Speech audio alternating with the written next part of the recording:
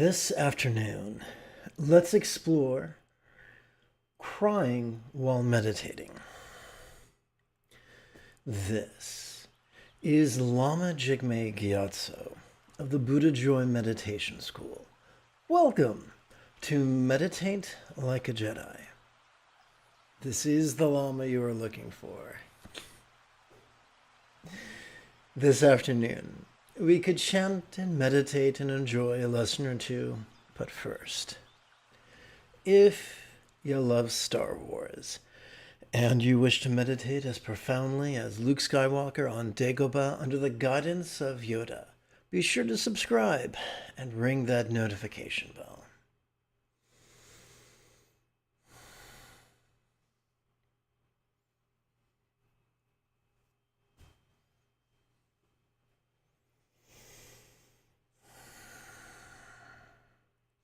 If at any time during this afternoon's live stream you have a question about Buddhist meditation or philosophy or even chanting, there's no need to be bashful.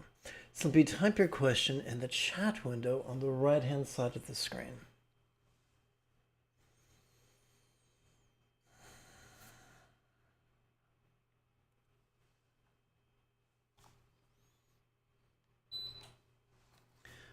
About 3 hours ago, Ek Alpha posted about a strange experience of his. And I quote, "I did 45 minutes of meditation today. I had theta binaural beat music on, but probably about 35 to 40 minutes-ish in, I felt a single tear go down my right cheek. I kept meditating for a bit after this, but it was extremely strange. I almost never cry, and it was super strange to have a tear during meditation. It also took what felt like maybe a few minutes for the tear to fall completely. Has something like this happened to anyone before? I'm weirded out. I never expected to cry or have tears while meditating."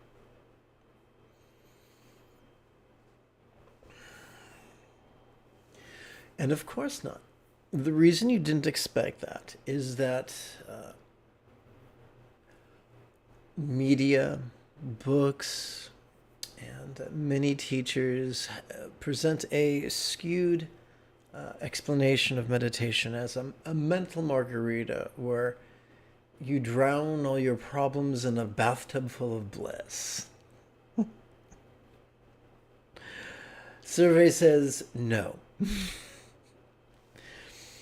For you old folk who can remember the 90s, who were perhaps adolescents or adults in the 90s, we used to have a defrag setting on our computer, and it would reorganize our hard drive. And then afterwards, the defrag could take anywhere from 30 minutes to 8 hours. But when you were done, the computer would work much more efficiently. Similarly, when we meditate effectively, allowing our sympathetic nervous system to notice all sorts of things, in addition to noticing sights, sounds, sensations, flavors, and scents, also noticing emotions, intentions, thoughts, imaginings, and memories, long memories, distant, dusty, and oft forgotten.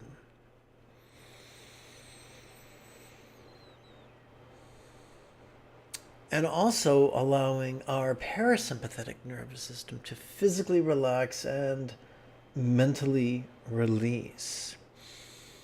It is not uncommon to have a bit of a catharsis, anywhere from a tear to a sob. Does this have to happen every time? No, it doesn't.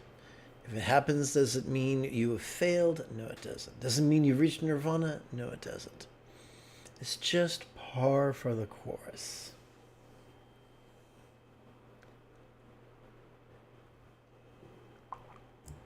If you're just starting off in meditation, you may wish to consider keeping a journal and write down whatever comes to mind. Don't pretend you're writing a book. Just be raw, be vulnerable. Pretend you're an anthropologist observing yourself. Less conclusion and more observation. That's a good rule of thumb for everything, really.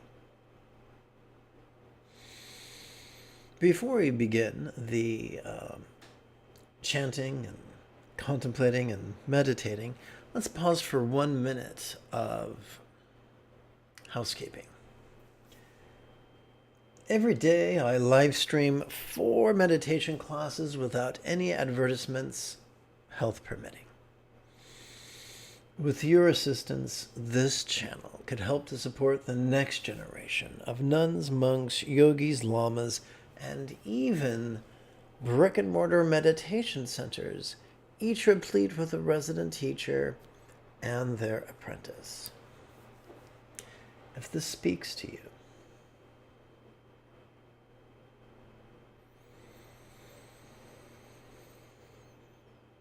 you're welcome to donate, even as little as the cost of 1 cup of coffee a month. Simply use your smartphone's camera to capture this QR code, or if you're old school, simply scroll down to the description area below the video and click one of the donation links. If you've just joined me, welcome to the live stream. When you have questions about Buddhist meditation, philosophy, or chanting, type them in the chat window and type them in great detail. The more detailed your question, the greater the odds of me being of service to you.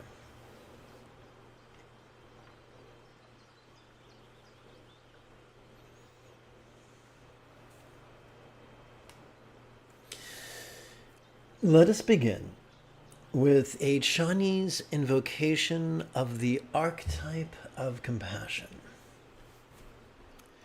Namo Quan Chi Yin Pu Sa, Namo Quan Chi Yin Pu Sa, Namo Quan Chi Yin Pu Sa, Namo Quan Chi Yin Pu Sa, Namo Quan Chi Yin Pu Sa, Namo Quan Chi Yin Pu Sa, Namo Quan Chi Yin Pu Sa, Namo Quan Chi Yin Pu Sa, Namo Quan Chi Yin Pu Sa, Namo Quan Chi Yin Pu Sa, Namo Quan Chi Yin Pu Sa, Namo Quan Chi Yin Pu Sa, Namo Quan Chi Yin Pu Sa, Namo Quan Chi Yin Pu Sa, Namo Quan Chi Yin Pu Sa, Namo Quan Chi Yin Pu Sa. Now let's chant the Heart of Wisdom Sutra. Please, I found that chanting while pressing one's palms together before one's chest helps to coalesce one's energy in one's central channel. The noble Lama no Ganeshvara Bodhisattva, while practicing the deep practice of Prajna Paramita. So, Avalokiteshvara Bodhisattva is Sanskrit for Quan Chi Yin Pu Sa. Prajna Paramita is wisdom's perfection. Let's continue. Looked upon the 5 skandhas and seeing they were empty of self-existence. What do we mean by empty? If we take empty literally, we will fall into one of 2 traps: pseudo-intellectual skullduggery or superstitious blind faith. However, when we choose to explore the possibility that emptiness is figurative, it is as if the scales fall off our eyes. Whatever we notice, So during our exhalation, it can feel like whatever we noticed during our previous inhalation was now as non-graspable as a vast, empty void. What's a real-world example of that? How about the illusion of the infinite azure sky on a bright and beautiful cloudless morn? For if you were to lay out a blanket on the grass and lie on it, facing the sky, and reach up, no matter how hard you reach, and then you'll never pull back blue. So the sky is a wonderful example of something which is vivid, yet non-graspable. So that's the idea we're playing with. We play with this. It is just a trick of our nervous systems. Whatever we notice as we breathe in feels non-graspable when we breathe out. We play with it, not because it's a mystical truth, because it's just an exercise to help us let go.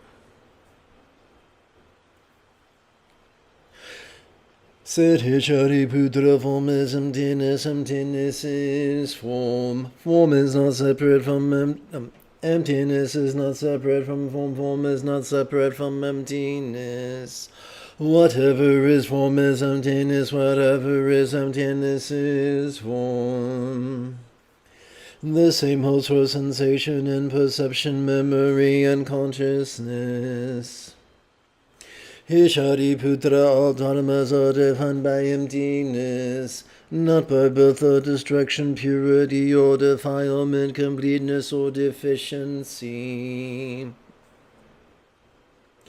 Therefore, Shariputra, in emptiness there is no form, no sensation, no perception, no memory, and no consciousness. What do we mean by all these no's? Simply this. Whatever consciousness we notice, we can also release. Whatever memory we notice, we can also release. No eye, no ear, no nose, no tongue, no body, and no mind. No shape, no sound, no smell, no taste, no feeling, and no thought. No element of perceptions from mind to conceptual consciousness. No causal link from consciousness to old age and death. No end of causal link from consciousness to old age and death.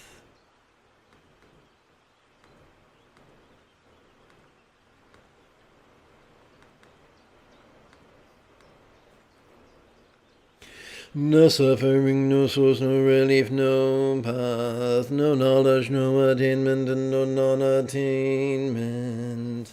So sometimes we can be prisoners of our own goals. And when we fail to meet our goals in the way or the timetable that we think we ought, we can often beat ourselves up. And yet whatever self-beating up we experience as we breathe in, as you breathe out, could feel less graspable. Therefore, Shariputra, without attainment, Bodhisattvas take refuge in Prajnaparamita and live without the wall of the mind. You get 6 walls, you put them together, you get a cube, you get a prison cell. And we are often prisoners of our own limiting beliefs. We're prisoners of the tyranny, not the presence, but the tyranny of our primal drives. But Prajnaparamita's practice of noticing and releasing is the key that opens the lock and frees us from our prison cell. Let's continue. Without walls of the mind and thus without fears, they see through delusions infinity, accomplish nirvana. All Buddhas past, present, and future also take refuge in Prajnaparamita and realize and accept perfect enlightenment. You should therefore know the great mantra of Prajnaparamita, the mantra of great magic, the unexhaled mantra. So this is highly figurative. And the idea is that this practice of noticing and releasing is so potent that it is as if it was like a magic mantra. The mantra equal to the unequaled, which heals all suffering and is true, non-false. The mantra in Prajnaparamita is spoken thus. Gate gate para samgate buddhisoha. May I practice noticing and releasing in such a way that I go, completely and perfectly go to enlightenment.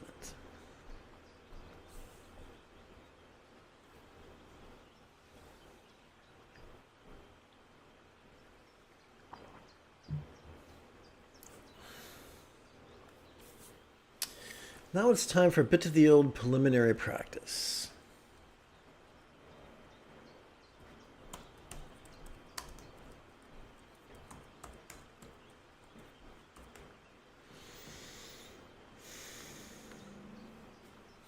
So we're all familiar with our two lungs in our chest, but we can pretend that our lower belly, the part of our belly below our navel, is like a third lung. As we breathe in, we can distend our gut. As we breathe out, we can relax our gut. Let's do that right now for about 16 rounds. Now, how do we count 16 rounds?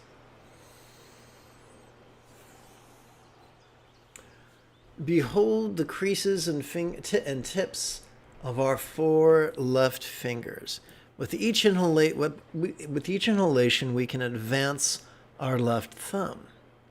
First inhalation, second inhalation, third inhalation, fourth, fifth, sixth, seventh, eighth, ninth, 10th, 11th, 12th, 13th, 14th, 15th, and 16th.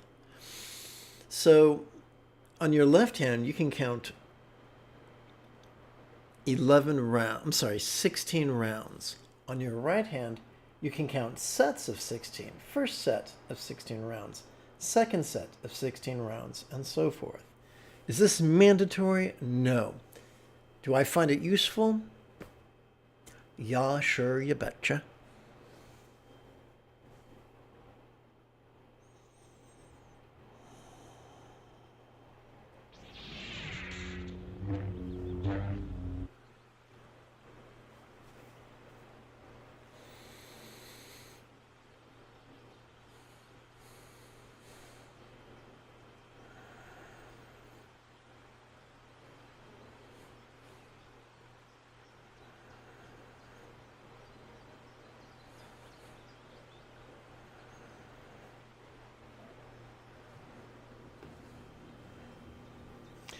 One of the ironies is that with each in-breath, we can sit taller and taller.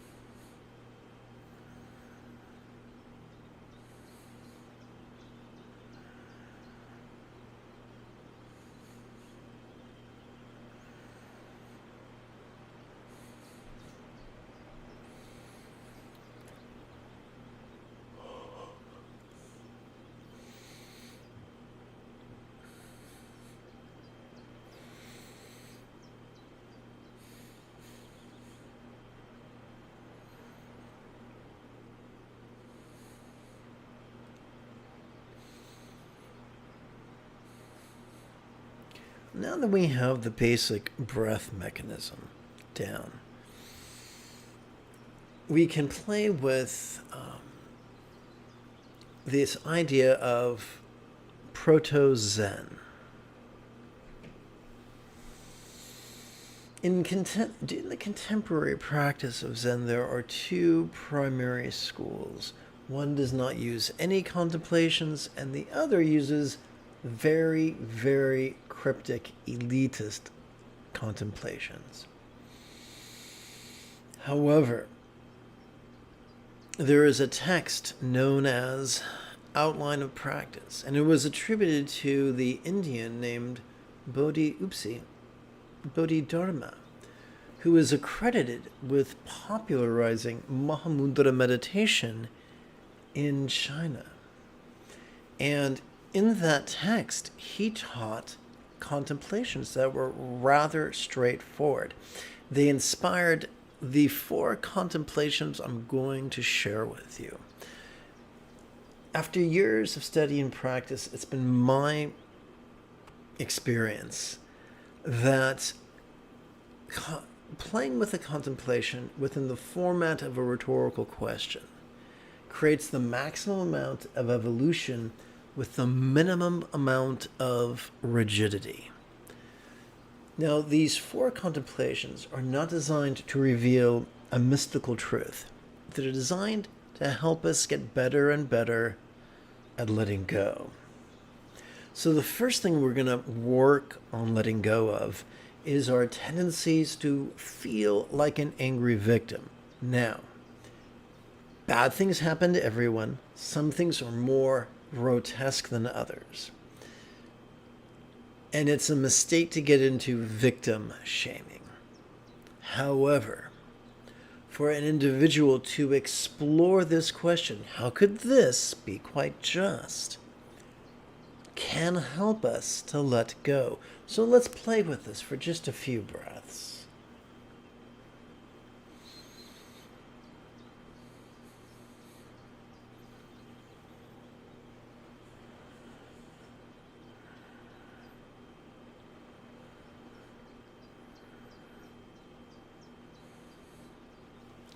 Second exercise. The silent and mental, let me rephrase this, silently and mentally reciting this rhetorical question in harmony with our inhalation and our exhalation and our relaxation can help us to let go of our controlling tendencies.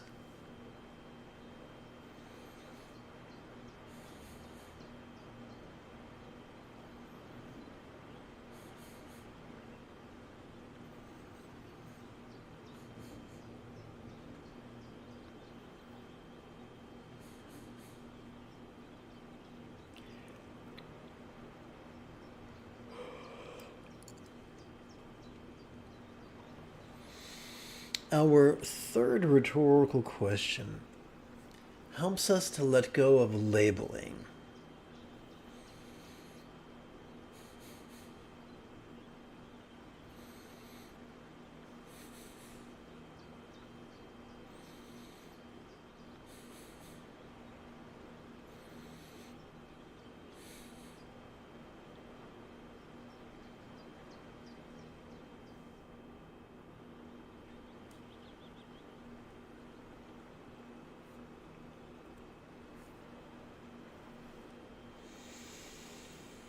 Our fourth rhetorical question helps us let go of selfishness.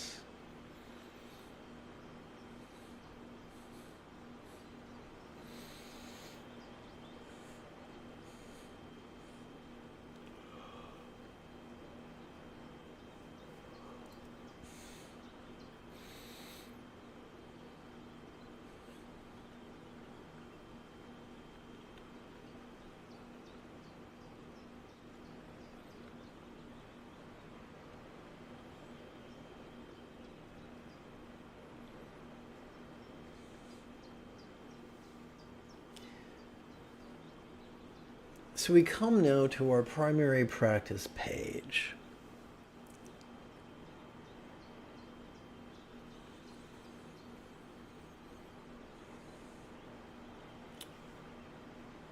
When our mind feels active, we can harness that energy by playing with these 4 rhetorical questions.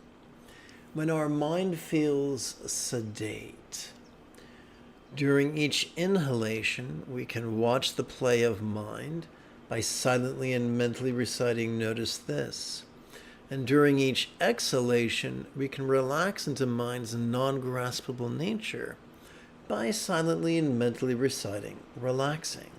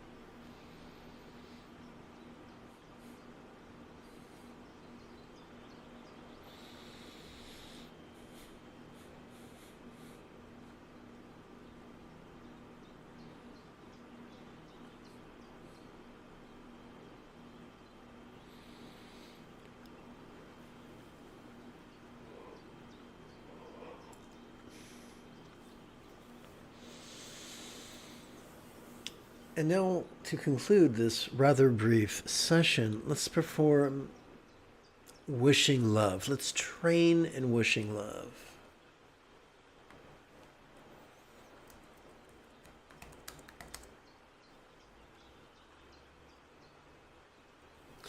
we could begin with universal liberation. May I, like the Buddha, master the Eightfold Path as well as liberate others. Turn then to kind ethics. May all beings practice self-kind communication, conduct, and commerce flow spontaneous and uncontrived. Followed by auspicious rebirth. May each being take auspicious rebirth, master the Buddha's path, and then help all others do likewise.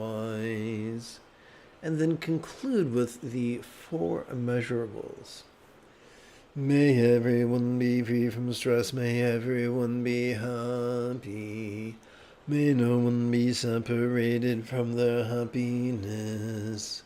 May everyone have balance from the tyranny of hating, craving, and clinging freed.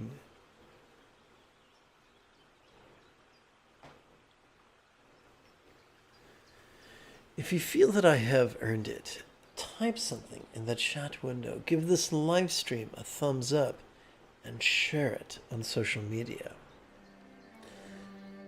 In approximately 3 1/3 hours, I look forward to leading this evening's meditation practice. Until then, may you and yours be happy and healthy. And if you are as geeky as me, this is the way.